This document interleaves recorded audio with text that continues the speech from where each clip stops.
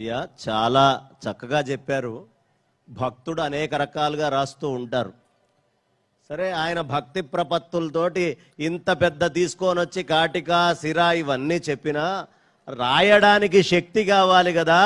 మా అమ్మ అనుగ్రహం లేకపోతే ఎవడు ఏదీ రాయలేడు అని చెప్పడానికి ఆ శక్తి యొక్క మాహాత్మ్యం వల్ల మీ స్వామికి ఏదైనా పేరు గాని శివశక్త్యా యుక్తో యది భవతి శక్త ప్రభవితం నచే దేవే దేవం నఖలు కుశలః స్పందితుమపి.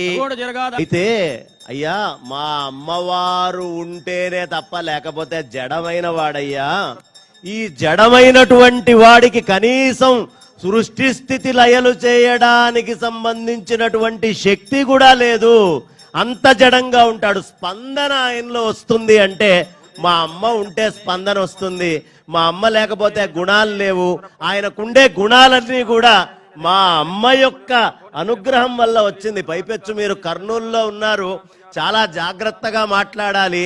మిగతా అన్ని చోట్లలో అమ్మవారు సమాంతరమైన పీఠం మీద ఉంటుంది.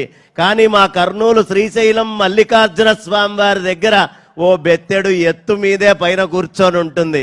కాబట్టి మా అమ్మ ఎప్పుడూ ఎత్తు మీదే పైన కూర్చొని ఉంది, ఎప్పుడూ కూర్చొని ఉంది. విశేషంగా మా శ్రీశైలంలో ఇంకా ప్రత్యేకంగా చూపిస్తుంది.